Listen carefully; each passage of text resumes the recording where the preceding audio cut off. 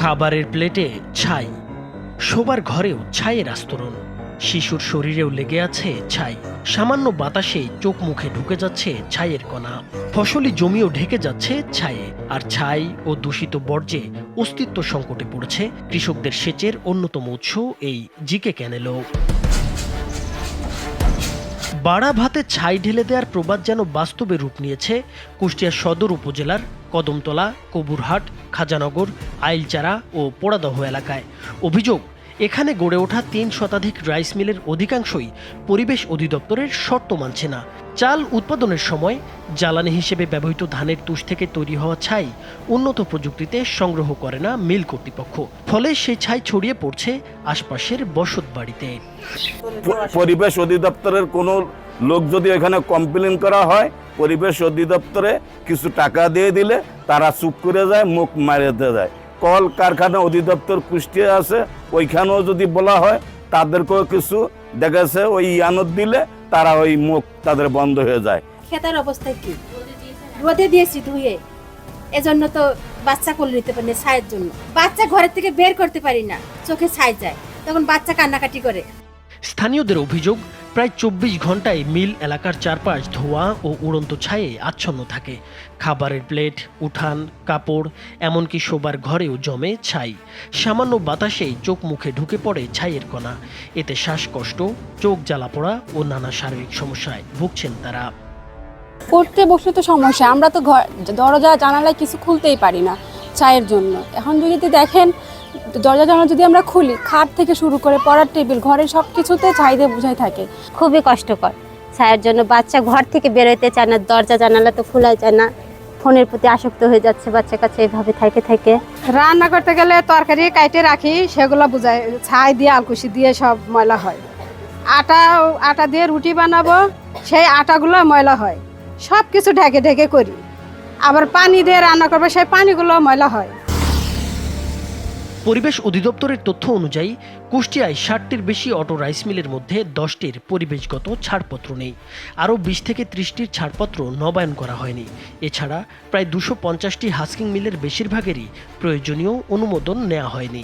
অভিযোগ রয়েছে, প্রতিদিন প্রায় ১২০০ মণ ধান ভাঙানো একটি অটো রাইস মিল থেকে গড়ে ৬০ বস্তা ছাই তৈরি হয়। কিন্তু সেই ছাই সংগ্রহ ও সংরক্ষণের কার্যকর ব্যবস্থা না থাকায় তা ছড়িয়ে পড়ছে বাতাসেই। সে বিজনেস করতেছে ঠিক আছে, এখন বিজনেসে ছাই উপরে উড়াই দিতেছে।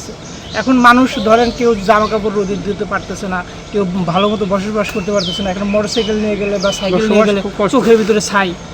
এই হচ্ছে একটা সমস্যা। আরেকটা সমস্যা হচ্ছে আপনার যে পানি দূষণের প্রভাব পড়ছে কৃষিতেও। অভিযোগ, রাইস মিলের কালো পানি ও বর্জ্য সরাসরি ফেলা হচ্ছে জিকে ক্যানেলে। অথচ পরিবেশগত শর্ত অনুযায়ী প্রতিটি অটো রাইস মিলে বর্জ্য পরিশোধনের জন্য নিজস্ব পুকুর থাকার কথা। কিন্তু বাস্তবে অধিকাংশ মিলেই নেই সেই ব্যবস্থা। ফলে দূষিত হয়ে পড়ছে জিকে ক্যানেল। সেই পানি কৃষি জমিতে গিয়ে মাটির উর্বরতা নষ্ট করছে। কমে যাচ্ছে ধান, সবজি সহ বিভিন্ন ফসলের উৎপাদন। ক্যানেলে যেই পানি ব্যবহার হয় তাতে তো পদ্মার পানি তো খুব কম সার দিচ্ছে, কিন্তু এই গ্যাসের পানির কারণে, অটোমিলের পানির কারণে ধানের ফলন কমে যাচ্ছে আর কীটনাশক বেশি লাগছে।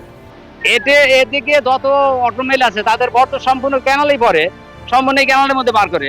এই দুর্গন্ধর জন্য ক্যানালের পাশে দিয়ে হাইটে যাওয়া যাচ্ছে না, রাস্তায় হাইটে যাওয়া যাচ্ছে না, ছেলেবেলি স্কুল কলেজে যেতে পারছে না, আমরা সেই রাস্তায় দাঁড়াতে পারছি না, মাঠে আবাদ করতে গেলে তাও ধরুন পানি পাওয়া যাচ্ছে না, কিছু পাওয়া যাচ্ছে না। সচেতন মহলের অভিযোগ, নিয়মিত তদারকি ও কার্যকর ব্যবস্থা না থাকায় অনেক মিল মালিক পরিবেশ আইনের তোয়াক্কা করছে না। যদিও এসব অভিযোগ অস্বীকার করছেন মিল মালিকরা। এটা শত্রুতাবাদ, সম্পূর্ণ শত্রুতাবাদ নিয়ে এগুলা দেখানো হয় বা বলা হয়। পুকুর তো মানে আগের তো আর এগুলা ছিল না, কিন্তু আমরা পরে শুনলাম যে পুকুর থাকলে এগুলো হয়। তারপরে পুকুর যখন করার জায়গা নেই তখন হাউস করার জায়গা দেখে দেখি যে হাউস করে এগুলো করতে হবে।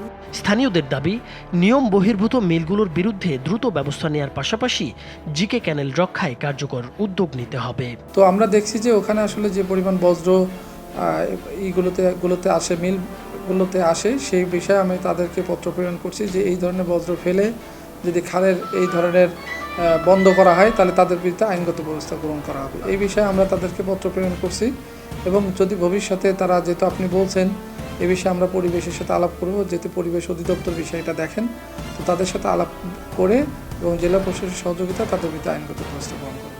অন্যদিকে পরিবেশ অধিদপ্তর বলছে, পরিবেশ আইন লঙ্ঘনের প্রমাণ পাওয়া গেলে সংশ্লিষ্টদের বিরুদ্ধে আইনানুগ ব্যবস্থা নেওয়া হবে। স্থায়ী সিদ্ধান্ত বলতে যেটা বলা হয়েছে যে আপনাকে স্থায়ী নিয়ন্ত্রণের জন্য কি করতে হবে, এখানে আপনার বায়ু দূষণ নিয়ন্ত্রণের জন্য কি করতে হবে, এগুলো বলা হয়েছে। এগুলো আমাদের আইনে বলাই হয়েছে, যারা এগুলো যথাযথভাবে মেনটেন করে চলে তারাই কেবল পরিবেশগত ছাড়পত্র পায়, আর যারা এগুলো মেনটেন করে না এদের বিরুদ্ধে আমরা অবশ্যই ব্যবস্থা গ্রহণ করি। কুষ্টিয়ার অন্যতম বৃহৎ শিল্প খাত হিসেবে রাইস মিল অর্থনীতিতে গুরুত্বপূর্ণ ভূমিকা রাখলেও পরিবেশ সুরক্ষার শর্ত না মানার কারণে এর মূল্য দিতে হচ্ছে স্থানীয় মানুষ, কৃষক ও প্রকৃতিকেই। তাই দূষণ নিয়ন্ত্রণে কঠোর নজরদারি ও আইন প্রয়োগের দাবি এখন এলাকাবাসীর। নাইমুর হোসেন, মাছরাঙা টেলিভিশন।